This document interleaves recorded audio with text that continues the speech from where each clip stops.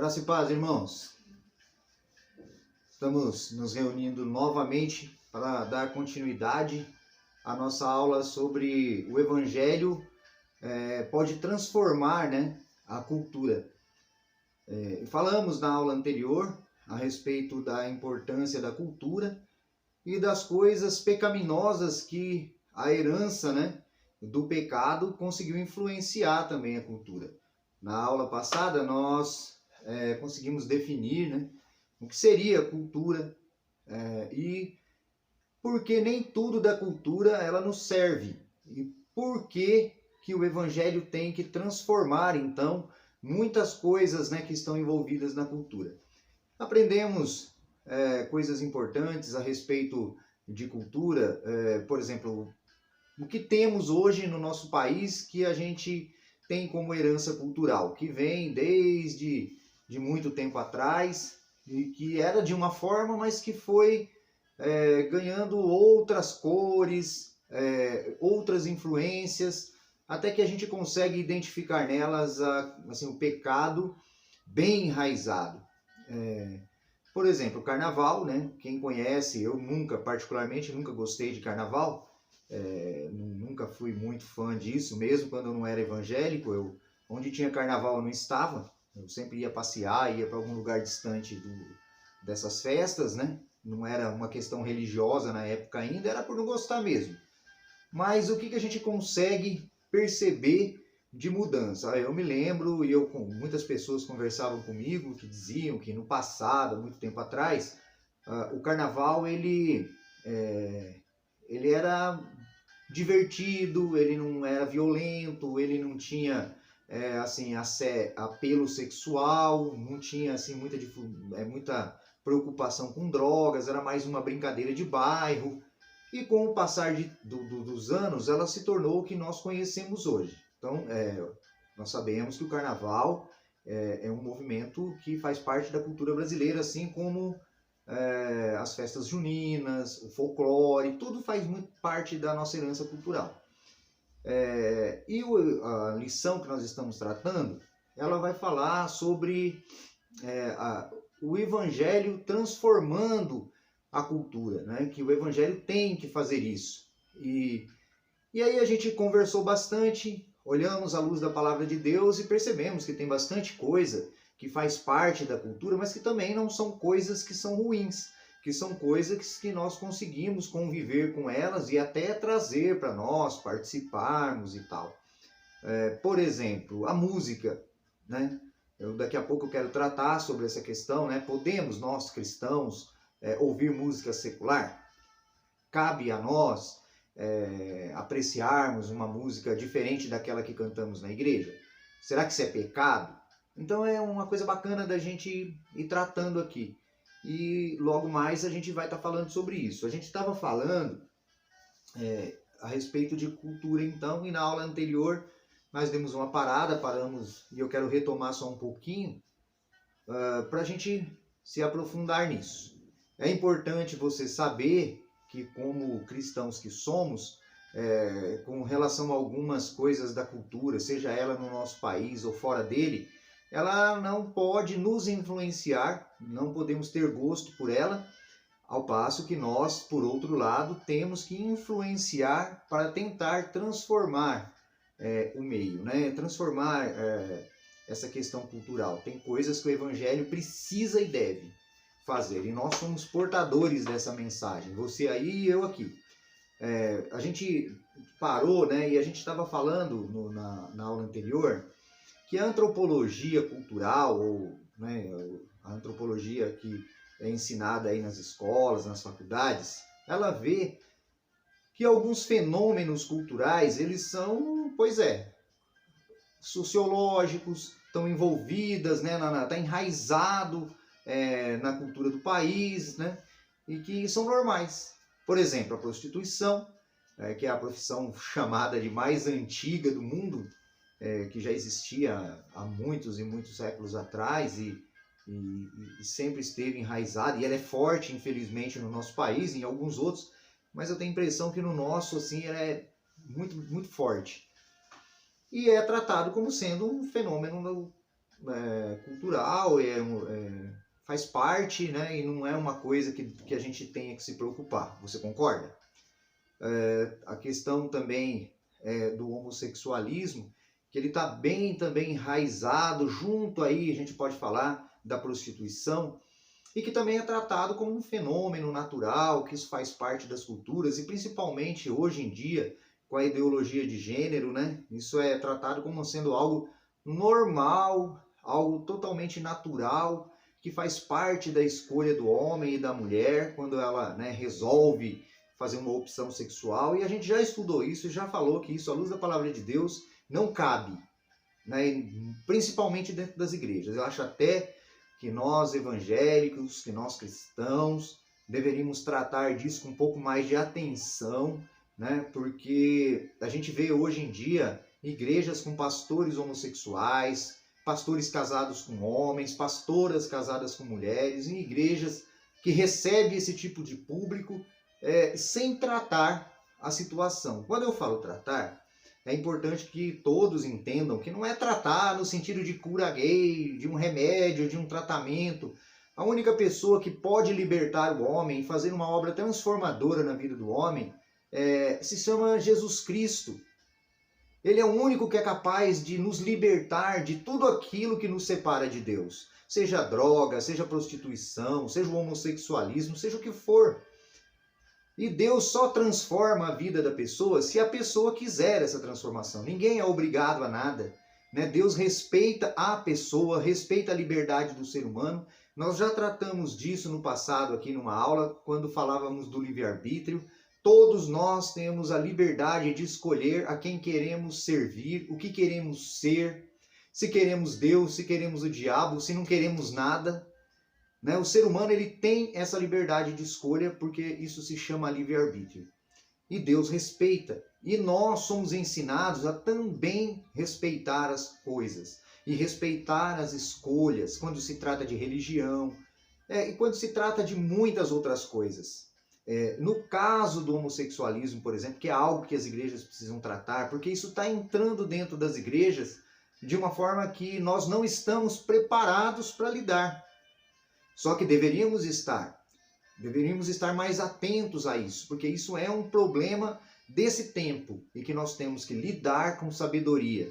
Quando eu digo lidar com sabedoria, irmãos, é preciso entender que esse meu discurso não é um discurso de um pastor homofóbico, é o discurso de um pastor que ama a pessoa, o ser humano, e não a sua escolha. Na nossa igreja, sempre serão bem-vindos, serão acolhidos, se assentarão junto conosco na nossa mesa, serão amados, mas serão ensinados dentro da palavra de Deus da forma correta. Na nossa igreja, no nosso ministério, não tem negociação. O crente, nós somos transformados dia após dia, mediante a palavra de Deus, mediante a obra do Senhor Jesus Cristo nas nossas vidas e mediante a nossa própria vontade e interesse. Na minha igreja, na nossa igreja, ninguém lá é obrigado a fazer nada. Não, todos são ministrados, ensinados com amor, com paciência, que se conduzam no caminho do Senhor com santidade, né, e com obediência àquilo que está escrito na palavra dele. Então não entendam a minha insistência no cuidado e na atenção que se deve dar com esse assunto que é do momento e que não é cultural. Isso se chama pecado e precisa ser tratado. Essas pessoas, elas serão sempre acolhidas e serão amadas no nosso ministério, mas serão tratadas como pessoas que precisam ser tratadas, mas serão tratadas se elas quiserem. Porque todos nós somos confrontados pelo Evangelho. Todos nós temos o que mudar nas nossas vidas. Todos nós temos que nos tornar seres humanos melhores, cristãos melhores, que consigam fazer diferença em uma sociedade contaminada e pecaminosa. E nós temos que ser luz em meio às trevas. Os irmãos estão me entendendo? Amém. Bom, portanto, o homicídio ele é tratado como um fator cultural que faz parte da estrutura de uma sociedade que tem seus problemas. A corrupção também é tratada dessa forma. como sendo um fenômeno de antropologia, um fenômeno sociológico que faz parte do pacote cultural. E né, a palavra de Deus condena a corrupção. Somos ensinados a agir corretamente e com honestidade. Temos também o infanticídio. Creia, irmãos. Olha, a gente estudou ainda há pouco, nós estávamos falando a respeito da mistura do povo de Israel, quando Deus orientou eles e disse, olha, quando estiver no lugar que eu vou pôr vocês, na terra que mana leite e mel, lá existem outras pessoas e outras nações, não se misturem com eles. E Deus já estava preocupado com aquilo que aquele povo praticava. E por isso ensinou o povo dele a separar, a não se contaminar com aquilo que era contagioso. Já viu alguém se contaminar com algo que não é contagioso? Ou já disse para os irmãos, o pecado é contagioso. E essa situação que Deus preveniu o povo e que infelizmente eles desobedeceram e se contaminaram, chegando ao ponto, irmãos, por isso que eu estou falando do infanticídio como um fator cultural, né, da época e que foi assimilado, as pessoas do povo de Deus, dos israelitas, os hebreus, quando entraram dentro das nações e se misturavam com outros povos, adotaram também os seus deuses, deuses esses que exigiam sacrifícios humanos, mas olha, sacrifício humano de uma criança recém-nascida, de um bebê. Então muitos pais dentro dessa nação, chamada nação escolhida de Deus, sacrificavam os próprios filhos, criancinhas, a um Deus chamado Moloque. Os irmãos percebem aonde eu quero chegar, a gravidade da situação, quando nos deixamos influenciar como se as coisas fossem naturais e normais? Pois elas não são. E falando ainda a respeito, né, da questão de música, eu, Ruiz, pastor Ruiz, particularmente, eu prefiro muito mais, ao invés de ouvir uma música secular, um samba, uma música popular brasileira e tantos outros ritmos que nós temos no nosso país, eu prefiro sempre optar por ouvir um louvor. Mas não quero com isso dizer para os irmãos que as outras músicas são todas elas contaminadas e nocivas. Pelo contrário, tem muita música boa. O pastor Daniel, por exemplo, tem alguns cantores, como Roupa Nova e um outro que ele sempre menciona, mas que eu não guardo, assim, que eu não tenho o hábito de ouvir essas músicas. Ele gosta e ele diz até que ele consegue, às vezes, se sentir assim, muito na presença de Deus, ouvindo determinadas músicas que são seculares. Então é possível? Eu creio que sim. Ué, não acontece com o nosso pastor? Porém, eu particularmente não gosto, mas sou eu. E não digo que vocês não possam. E existem também, acredite, no nosso meio, músicas evangélicas que elas acabam sendo piores até na sua letra, no seu conteúdo, do que músicas mundanas ou músicas seculares, como vamos chamar aqui. Queria até dar um exemplo. Deixa eu ver aqui, eu separei uma música que os irmãos devem conhecer bem. Cadê a música, meu Deus? Os irmãos já ouviram Renato Russo. Sabe aquela música que a letra diz assim, que é preciso amar as pessoas como se não houvesse amanhã, porque se você parar para pensar, na verdade não há. Os irmãos não acham que essa letra ela é muito de Deus? Olha o que diz a música, é preciso amar as pessoas como se não houvesse amanhã. A palavra de Deus não nos ensina realmente a amar as pessoas? Ele está dizendo exatamente isso, mas não é uma música que se canta nas igrejas, e muito menos é uma música que podemos dizer que seja uma música cristã, uma música evangélica, né? Mas ela traz uma mensagem verdadeira. É preciso amar as pessoas, como se não houvesse amanhã. E você já parou para pensar nisso? Como assim, se não houvesse amanhã? E ele diz assim, porque se você parar para pensar, na verdade, não há. Você consegue entender o que ele está querendo dizer? Ele está querendo dizer que não há mesmo, porque quando chegar amanhã e você tiver que amar as pessoas novamente, já não será mais amanhã, será outro dia. Se você parar para pensar, na verdade, não há. Porque quando você disser isso, amanhã será outro dia. É preciso você amar mesmo as pessoas. A música está certa.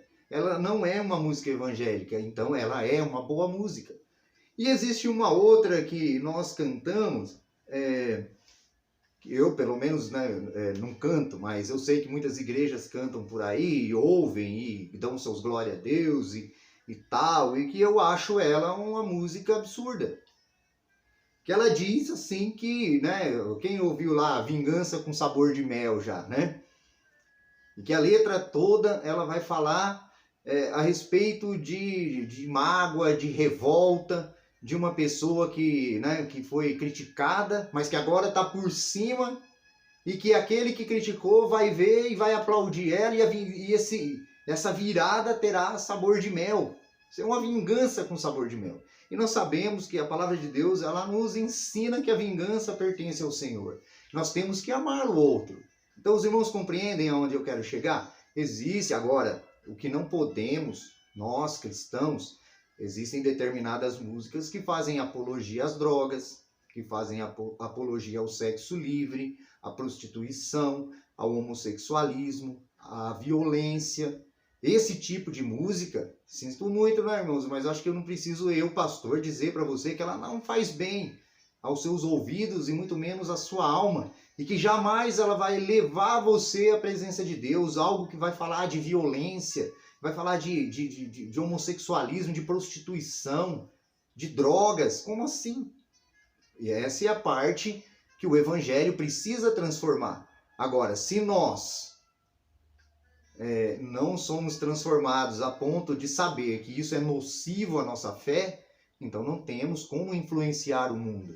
Você precisa ser transformado. A música ela pode ser divertida, ela pode ser engraçada, ela pode ser dançante, ter um ritmo gostoso, porém, se a sua letra tiver apologia às drogas, apologia ao adultério, ao homossexualismo, à prostituição, não cabe você ouvir, nem nas suas festinhas dentro de casa, nem quando não tem ninguém por perto, porque é isso que você está levando para dentro de você. Estão me entendendo, irmãos? É aí que eu quero chegar. Então existem coisas dentro da cultura que são boas, que podemos sim nos envolver com ela, fazemos parte, estamos no mundo, apesar de não sermos dele, mas existem outras coisas que não cabem ao povo de Deus.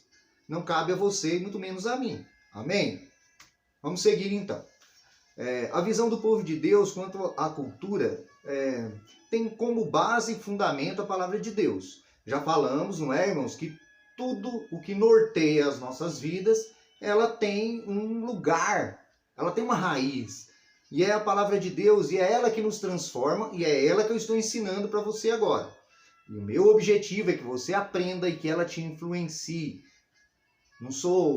Não é o discurso do pastor, a opinião do pastor, mas é a palavra de Deus. Então, na visão do povo de Deus, tudo que envolve a cultura tem como fundamento a Bíblia Sagrada, a palavra de Deus. Ela é inspirada, ela é inerrante, ela é completa, é a palavra viva de Deus, viva e eficaz. Em 2 Timóteo, capítulo 3, versículos 16 e 17, vai falar dessa palavra através de Timóteo. Ouça. Através do apóstolo Paulo a Timóteo.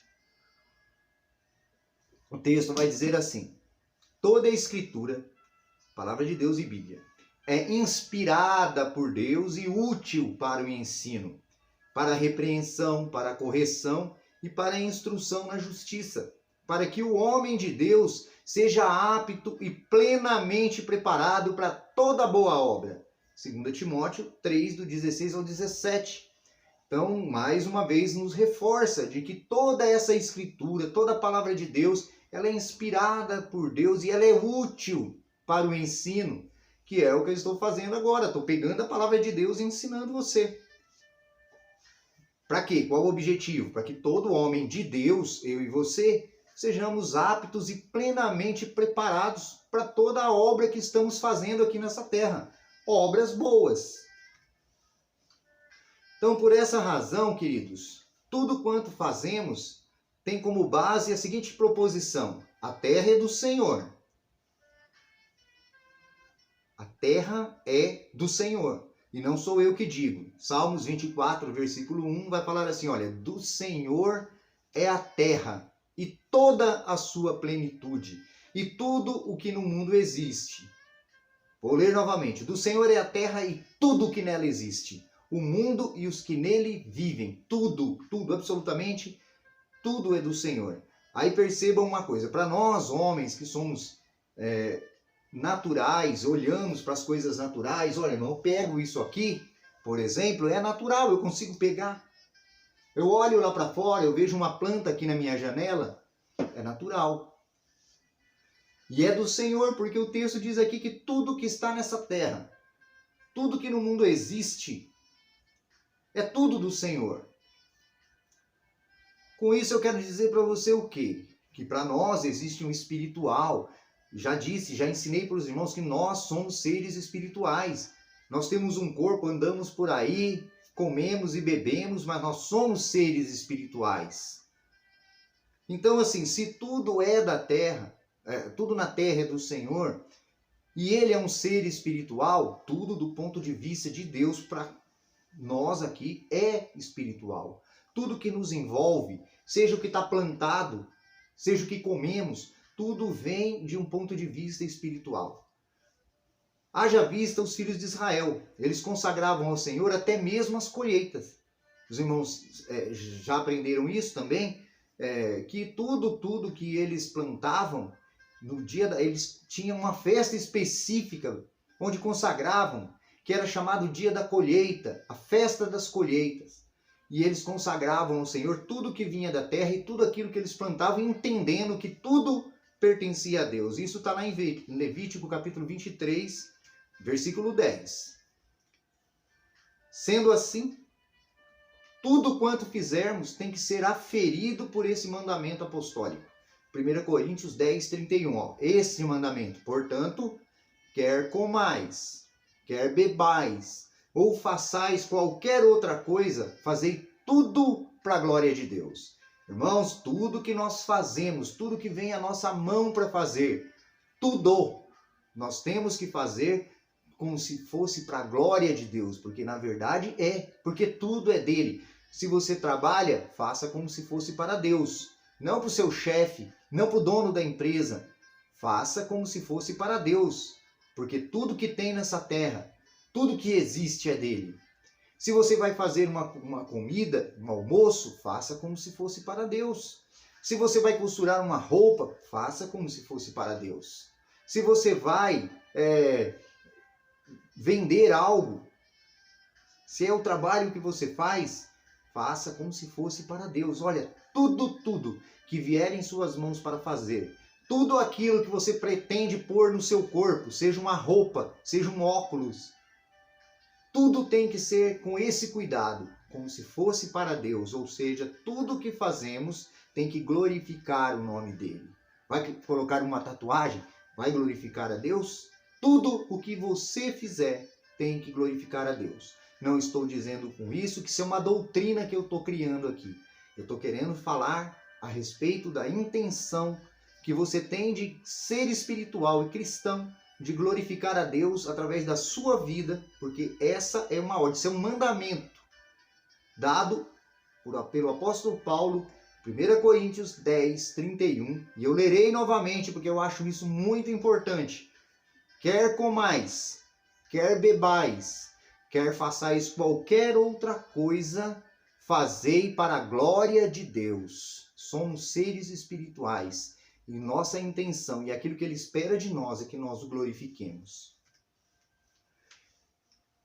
Vamos falar de uma cultura dominada e contaminada pela iniquidade. A cultura original. Se a terra é do Senhor e todos deveriam saber que neste mundo não passamos de servos de Deus, é tudo do Senhor. Todos deveriam saber disso, de que tudo que está aqui é dele e que nós não passamos de ser de servos e que estamos aqui para fazer o que ele quer. Somos servos a serviço dele. Salmos 24, versículo 1. Sendo assim, logo tudo quanto produzimos deveria ser um reflexo da glória do Criador, seja a música, seja trabalhar, seja cantar, tudo que fazemos, como já mencionei ainda há pouquinho. Se não tivéssemos caído no pecado, a nossa cultura ela seria uma extensão divina. O pecado, lá atrás, como já estudamos, ele contaminou tudo, inclusive a cultura. Se nós não tivéssemos tido essa experiência, pecaminosa, se Adão não tivesse caído, tudo que acontece aqui, agora, nas nossas vidas, desde aquela época, seria uma extensão do céu aqui nessa terra. E deveria ser dessa forma, porque esse é o mandamento que acabamos de ler ainda há pouco. Mas, infelizmente, o pecado entrou e contaminou a nossa vida, a vida do homem, a terra, de forma que tudo mudou. Tudo. Então, por causa da queda, a humanidade passou a trabalhar contra Deus. O irmão concorda? Nós não, nós tentamos, lutamos, procuramos trabalhar a favor do reino. Mas muitas outras pessoas lutam contra, criando festas, criando imagens, criando violência, prostituição. Isso é o que Deus quer? Não. Então, essa queda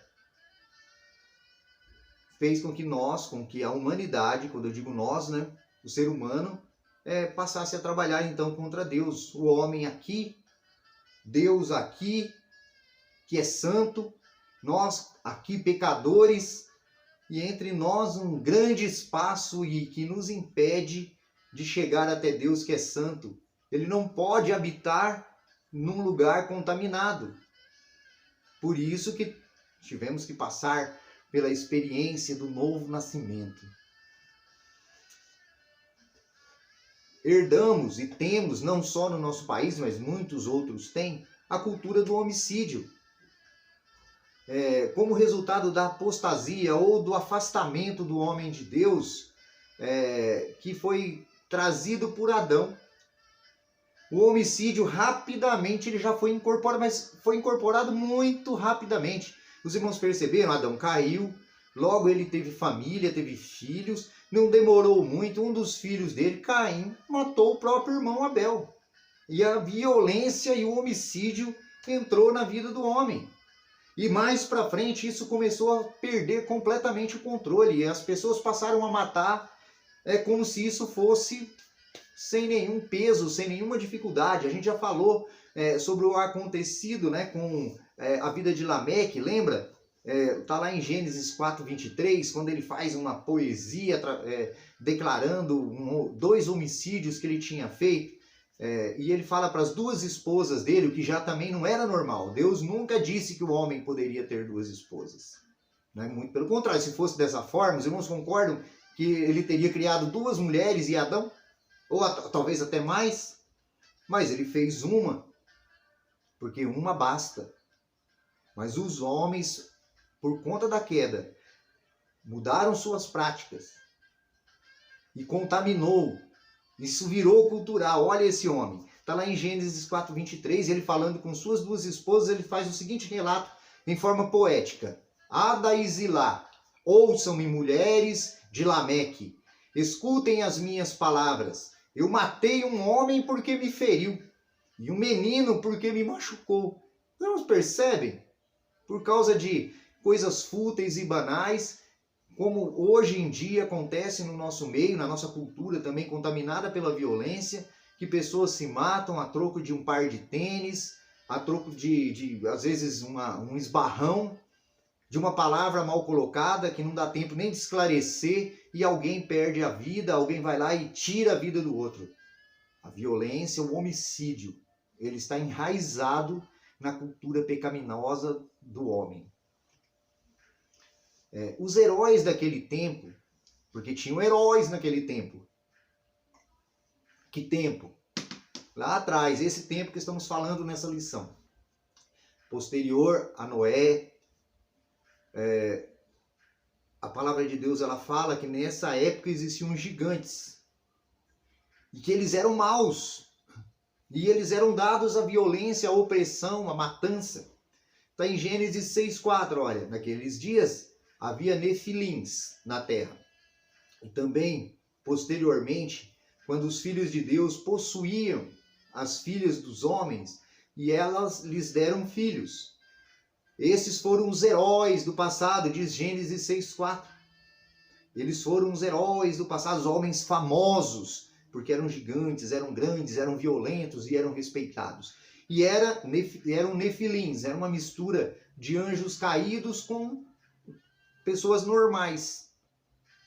Então, assim, não vou falar aqui a respeito dos nefelins de uma forma mais profunda, porque esse não é o objetivo. Estamos apenas falando de cultura, mas mostrando, né, que naquela época existiam esses personagens que eram tratados como vilões ou como heróis ou anti-heróis naquela época, que eram pessoas extremamente violentas, opressoras e que eram dadas a homicídios e matança com muita facilidade.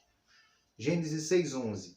Olha, a terra estava corrompida aos olhos de Deus e cheia de violência. Os irmãos percebem o pecado entrando de uma forma cultural, fazendo parte, então, do dia a dia do ser humano, aquilo que não era nunca para ter entrado, assim como hoje muitas coisas, infelizmente, têm entrado na minha vida, na sua, dentro das nossas casas, nos nossos vizinhos, e a gente olha e observa, às vezes, assustado com os nossos próprios olhos, e muitas vezes a gente não consegue ter controle disso e não consegue tirar as pessoas disso. Mas nós estamos aqui sim, para fazer diferença, para que através da mensagem do Evangelho, essas pessoas e esses costumes e hábitos, eles possam ser transformados. Hoje, né, vemos aqueles dias se replicarem em todos os segmentos sociais, como eu acabei de dizer. A cultura da morte, ela não mudou. E o que dizer então do aborto, irmãos? Os irmãos concordam com isso? Fale aí para mim, comente aí, você concorda? Ah, mas isso, mas se for assim, mas se for assado, né? Isso, muitas pessoas, às vezes cristãos, estão sendo favoráveis, estão falando, não, mas tem que ver, né, a situação, cada caso é um caso. Irmãos, o aborto, ele é um homicídio. E ele é condenado por Deus. Tem também a eutanásia, né, que é praticada, às vezes, até mesmo sem a permissão da pessoa que está sofrendo dela, por pessoas que o fazem a bel prazer, só para se livrar de um corpo, de uma cama de hospital, ou a se apropriar de uma herança, é homicídio. E a indiferença de uma pessoa para outra, o desrespeito, o chamado bullying, cyberbullying, que são as doenças da época moderna que nós vivemos hoje, trazidas muitas vezes para dentro da igreja, o racismo. Tudo isso uma herança cultural e que faz parte, que está enraizada aí fora. E que muitas vezes nós fazemos vista grossa, tratamos como se não fosse assunto nosso, mas nós estamos aqui para ser sal e luz nessa terra. Somos chamados para um propósito. Sem falar, irmãos, novamente, da cultura do erotismo. O erotismo, ele também impregnou rapidamente a cultura humana, a sensualidade. Não tem um filme que você vai assistir na televisão que, se não tiver ali uma cena de sexo ou de nudez, não é assim? Às vezes a gente tem que selecionar muito bem para conseguir sentar na sala com os nossos filhos para assistir um filme, para assistir um desenho, porque até os desenhos animados hoje estão impregnados pelo sensualismo, pela sensualidade, né? Os personagens que deveriam despertar, né, o encantamento das crianças, que são aqueles chamados contos de fada, e que são aquelas historinhas que a gente lê, que a gente vê agora elas transformadas em desenhos ou em filmes. As personagens estão sempre ali com o seu seio muito à mostra, com os seus decotes bem cavados, com a roupa bem coladinha no corpo, despertando a sensualidade das crianças. E isso a gente vê, né, no texto adiante, no texto que a gente leu agorinha, que falava a respeito de Zilá e Lameque, né, que é a questão de ter duas esposas, como se isso fosse uma coisa normal. Irmãos, outro dia eu vi uma matéria na televisão de um homem lá numa região do Nordeste, no meio de um rincão, que ele tinha um monte de esposa, mas um monte. E elas nem ligavam. Como se isso, não, é cultural, lá naquela terra é assim mesmo, é dessa forma. Não, irmãos, não é cultural, isso é pecado. Lameque, na verdade, ele foi o primeiro homem na Bíblia a ter mais de uma esposa. E Deus nunca aprovou, como a gente já conversou. Sem querer brincar muito, uma já dá muito trabalho, né, irmãos? Brincadeira. A promiscuidade precisou apenas de um exemplo para se espalhar. Nasceu de Lameque e depois, logo, a poligamia se tornou cultura na nação de Israel. Jacó teve mais de uma. Davi teve mais de uma. Salomão nem se fale, teve um monte, tinha até um harém. Eucana, a mesma coisa, virou cultural. Uma coisa que não era para acontecer por causa de um, aí começou a se espalhar como se fosse uma coisa natural. E às vezes nós temos dificuldades de explicar para os irmãos por que naquele tempo podia. Não, irmãos, nunca pôde. Mas virou algo cultural. Virou algo que deveria ter sido tirado, mas acabou fazendo parte e permaneceu. Graças a Deus que hoje é diferente. Mas existem hoje novamente coisas absurdas e estranhas acontecendo no meio da sociedade.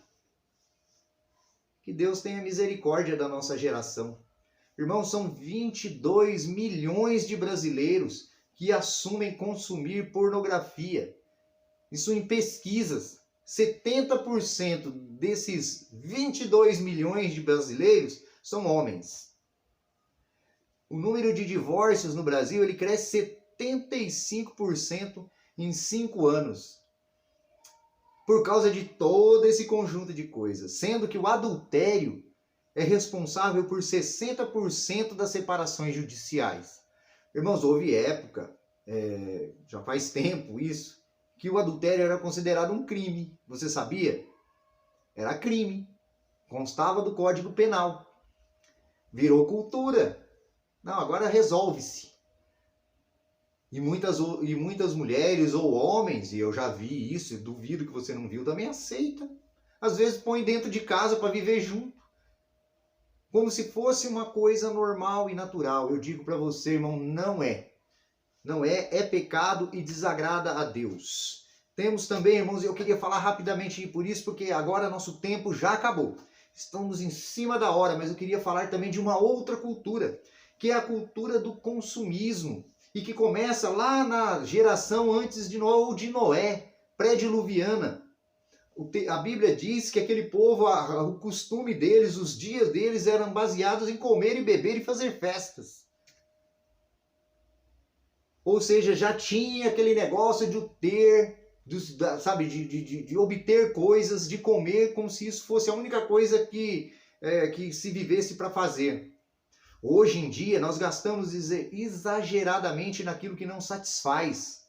É o consumo pelo consumo. Muitas vezes a gente não precisa de uma coisa, mas a gente acaba comprando porque achou bonitinho, porque o preço naquele dia estava bom. Quantos de vocês não tem dentro da sua casa algo que você comprou porque achou que seria útil e está lá encostado e você nunca mais usou?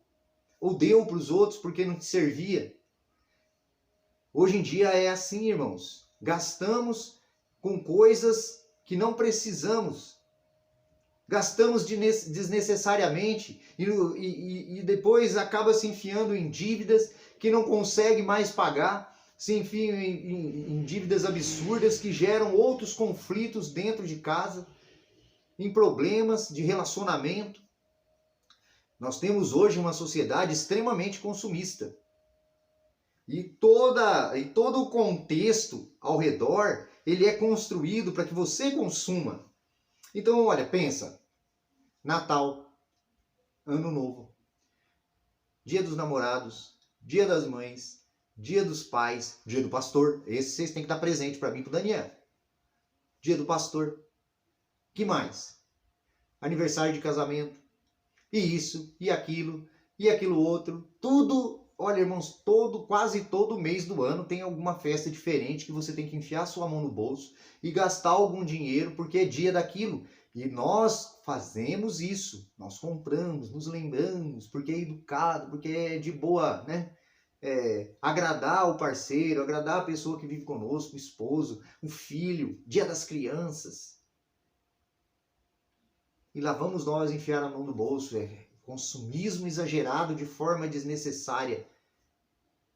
Passamos a obter, comprar, trazer para nós aquilo que muitas vezes nós não precisamos. E olha, irmãos, não é porque eu estou ensinando você que eu sou o melhor exemplo disso. Aqui em casa mesmo, a gente tem muita coisa que a gente comprou, olha, que usamos poucas vezes e está ali guardado, escondido. 3 ou 4 cafeteiras, coisas que a gente não precisa, mas porque está baratinho. E eu queria terminar esse momento dessa reflexão, essa aula, contando uma ilustração, para que você entenda bem.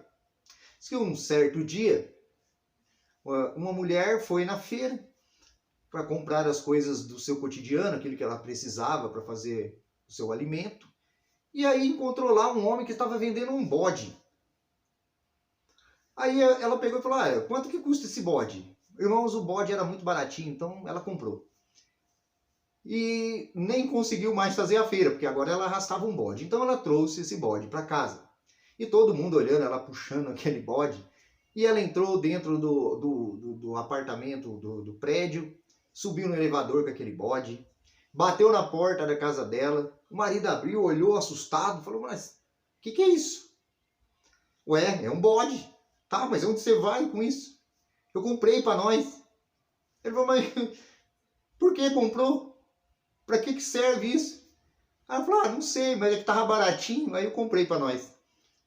Os irmãos percebem, irmãos? Muitas vezes nós trazemos para dentro da nossa casa os bodes da vida. Coisas que não tem nenhum motivo de comprarmos e não vai trazer nenhum acréscimo às nossas necessidades cotidianas. Pense muito bem nisso. Infelizmente não consegui terminar a lição 10. Mas terminamos na semana que vem, não tem problema. O importante é que a gente aprenda.